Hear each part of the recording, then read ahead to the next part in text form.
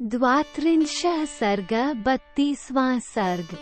सीता सहित श्रीराम का वशिष्ठ पुत्र सुयज्ञ को बुलाकर उनके तथा उनकी पत्नी के लिए बहुमूल्य आभूषण, रत्न और धन आदि का दान तथा लक्ष्मण सहित श्रीराम द्वारा ब्राह्मणों, ब्रह्मचारियों, सेवकों, त्रिजट, ब्राह्मण और सुहृद जनों को धन का वितरण, तदनंतर अपने भाई श्रीराम की प्रियकारक एवं हितकर आज्ञा पाकर लक्ष्मण वहां से चल दिए।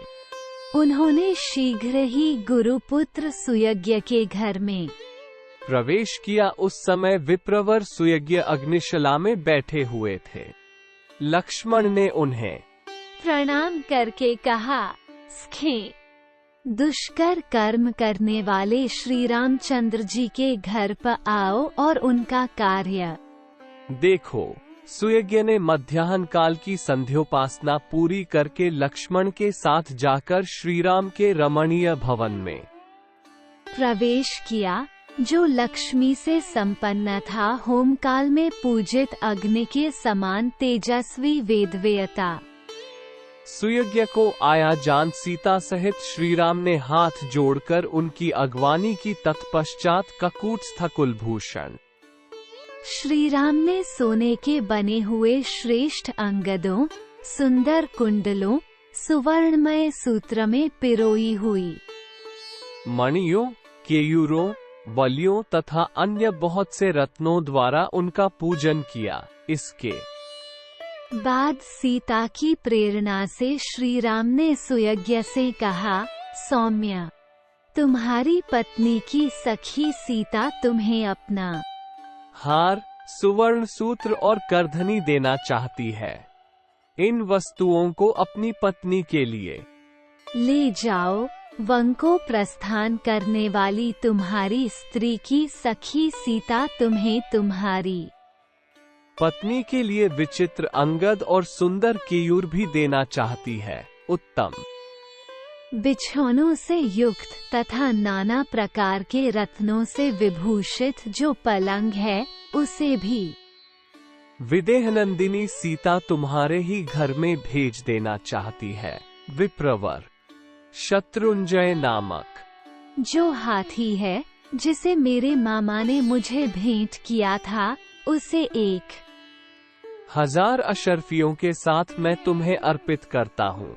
श्रीराम के ऐसा कहने पर सुयज्ञ ने वे सब वस्तुएं ग्रहण करके श्रीराम, लक्ष्मण और सीता के लिए मंगलमय आशीर्वाद प्रदान किए। तदनंतर श्रीराम ने शांत भाव से खड़े हुए और प्रिय वचन बोलने वाले अपने प्रिय भ्राता सुमित्रा कुमार लक्ष्मण से उसी तरह निम्नाड़कित बात कही, जैसे ब्रह्मा देवराज इंद्र से कुछ कहते हैं। सुमित्रा नंदन अगस्त्य और विश्वामित्र दोनों उत्तम ब्राह्मणों को बुलाकर रत्नों द्वारा उनकी पूजा करो।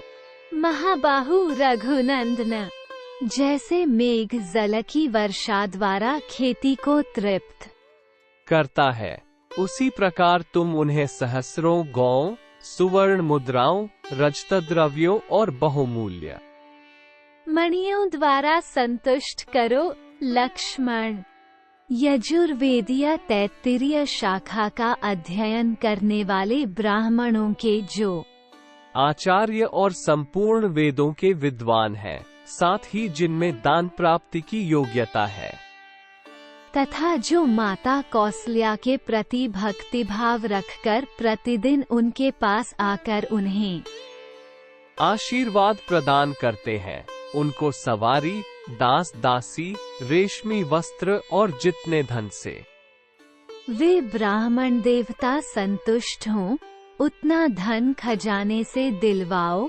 चित्ररथ नामक सूत श्रेष्ठ सचिव भी हैं। वे सुदीर्घ काल से यहीं राजकुल की सेवा में रहते हैं। इनको भी तुम बहुमूल्य रत्न, वस्त्र और धन देकर संतुष्ट करो। साथ ही इन्हें उत्तम श्रेणी के आज आदि सभी पशु और 1 सहस्र गौएं अर्पित करके पूर्ण संतोष प्रदान करो मुझसे संबंध रखने वाले जो कट शाखा और कलाप शाखा के अध्येता बहुत से दंडधारी ब्रह्मचारी हैं। वे सदा स्वाध्याय में ही संलग्न रहने के कारण दूसरा कोई कार्य नहीं कर पाते। भिक्षा मांगने में आलसी हैं, परंतु स्वादिष्ट अन्न खाने की इच्छा रखते हैं। महान पुरुष भी उनका सम्मान करते हैं। उनके लिए रत्नों के बोझ से लदे हुए 80 ऊंट, अगहनी चावल का भार, ढोने वाले 1 सहस्र बैल तथा भद्रक नामक धान्य विशेष चने, मूंग आदि का भार लिए हुए 200 बैल और दिलवाओ सुमित्रा कुमार। उपर्युक्त वस्तुओं के सिवा उनके लिए दही, घी आदि व्यंजन के निमित्त 1 सहस्र गौएं भी हंकवा। 2. माता कौसल्या के पास मेखलाधारी ब्रह्मचारियों का बहुत बड़ा समुदाय आया है। उनमें से प्रत्येक को 1,000 स्वर्ण मुद्राएं दिलवा दो। लक्ष्मण, उन समस्त ब्रह्मचारी ब्राह्मणों को मेरे द्वारा दिलाई हुई दक्षिणा देखकर जिस प्रकार मेरी माता कौसल्या आनंदित हो उठे, उसी प्रकार तुम उन सबकी सब प्रकार से पूजा करो। इस प्रकार आज्ञा प्राप्त होने पर पुरुष सिंह लक्ष्मण ने स्वयं ही कुबेर की भांति श्रीराम के कथनानुसार उन श्रेष्ठ ब्राह्मणों को उस धन का दान किया। इसके बाद वहां खड़े हुए अपने आश्रित सेवकों को, जिनका गला आंसुओं से रुंधा हुआ था, बुलाकर श्रीराम ने उनमें से एक को 14 वर्षों तक जीविका चलाने योग्य बहुत सा द्रव्य प्रदान किया और उन सब से कहा, जब तक मैं वन से लौटकर न आऊं, तब तक तुम लोग लक्ष्मण के और मेरे इस घर को कभी सूना न करना, छोड़कर अन्यत्र न जाना। वे सब सेवक श्रीराम के वंगमन से बहुत दुखी थे। उनसे उपर्युक्त बात कहकर श्रीराम अपने धनाध्यक्ष खजांची से बोले, खजाने में मेरा जितना धन है वह सब ले आओ। ये सुनकर सभी सेवक उनका धन ढो ढो कर ले आने लगे। वहां उस धन की बहुत बड़ी राशि एकत्र हुई दिखाई देने लगी, जो देखने ही योग्य थी। तब लक्ष्मण सहित पुरुष सिंह श्रीराम ने बालक और बूढ़े ब्राह्मणों तथा दीन दुखियों को वह सारा धन बंटवा दिया। उन दिनों वहां अयोध्या के आसपास वन में त्रिजट नाम वाले एक गर्गगोत्रीय ब्राह्मण रहते थे। उनके पास जीविका का कोई साधन नहीं था, इसलिए उपवास आदि के कारण उनके शरीर का रंग पीला पड़ गया था। वे सदा फाल, कुदाल और हल लिए वन में फल मूल की तलाश में घूमा करते थे। वे स्वयं तो बूढ़े हो चले थे, परंतु उनकी पत्नी अभी तरुणी थी। उसने छोटे बच्चों को लेकर ब्राह्मण देवता से यह बात कही, प्राणनाथ, यद्यपि स्त्रियों के लिए पति ही देवता है, अतः मुझे आपको आदेश देने का कोई अधिकार नहीं है, तथापि मैं आपकी भक्त हूँ, इसलिए विनय पूर्वक यह अनुरोध करती हूँ कि आप ये फाल और कुदाल फेरुक कर मेरा कहना कीजिए। धर्मज्ञ श्री रामचंद्र जी से मिलिए। यदि आप ऐसा करें तो वहाँ अवश्य कुछ पा जाएंगे। पत्नी की बात सुनकर ब्राह्मण एक फटी धोती, जिससे मुश्किल से शरीर ढक पाता था, पहनकर उस मार्ग पर चल दिए जहाँ श्री रामचंद्र जी का महल था। भरिगु और अंगिरा के समान तेजस्वी त्रिजट जनसमुदाय के बीच से होकर श्रीराम भवन की 5वीं ड्योढ़ी तक चले गए। परंतु उनके लिए किसी ने रोक टोक नहीं की। उस समय श्री राम के पास पहुंचकर त्रिजट ने कहा, महाबली राजकुमार, मैं निर्धन हूँ, मेरे बहुत से पुत्र हैं, जीविका नष्ट हो जाने से सदा वन में ही रहता हूँ, आप मुझ पर कृपा दृष्टि कीजिए।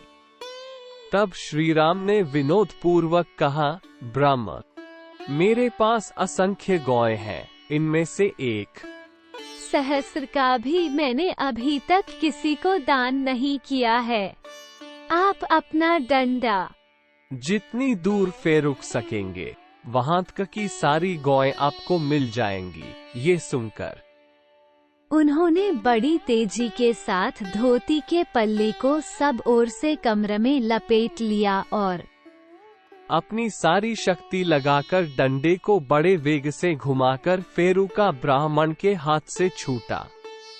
हुआ वह डंडा सरयू के उस पार जाकर हजारों गौओं से भरे हुए गोष्ठ में एक साड़ के पास गिरा। धर्मात्मा श्रीराम ने त्रिजट को छाती से लगा लिया और उस सरयू तट से लेकर उस पार गिरे हुए डंडेक स्थान तक जितनी गौएं थीं, उन सबको मंगवाकर त्रिजट के आश्रम पर भेज दिया। उस समय श्रीराम ने गर्गवंशी त्रिजट को सांत्वना देते हुए कहा, ब्रह्म, मैंने विनोद में ये बात कही थी, आप इसके लिए बुरा न मानिएगा।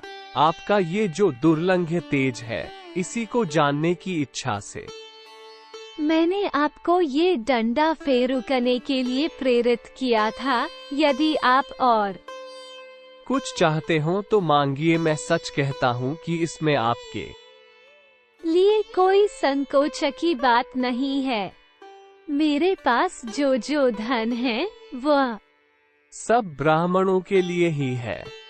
आप जैसे ब्राह्मणों को शास्त्रीय विधि के अनुसार दान देने से मेरे द्वारा उपार्जित किया हुआ धन मेरे यश की वृद्धि करने वाला होगा। गौओं के उस महान समूह को पाकर पत्नी सहित महामुनि त्रिजट को बड़ी प्रसन्नता हुई।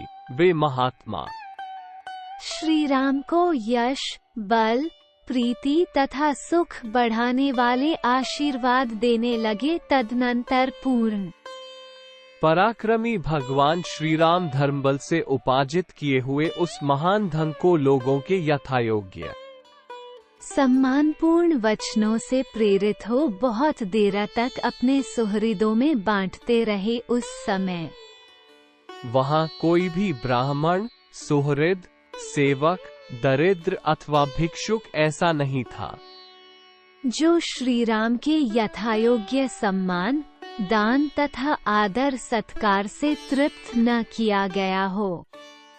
इत्यार्षे श्रीमद् रामायणे वाल्मीकीये आदिकाव्ये अयोध्या कांडे 32 सर्गः। इस प्रकार श्री वाल्मीकि निर्मित आर्ष रामायण आदिकाव्य के अयोध्या कांड में 32वां सर्ग पूरा हुआ।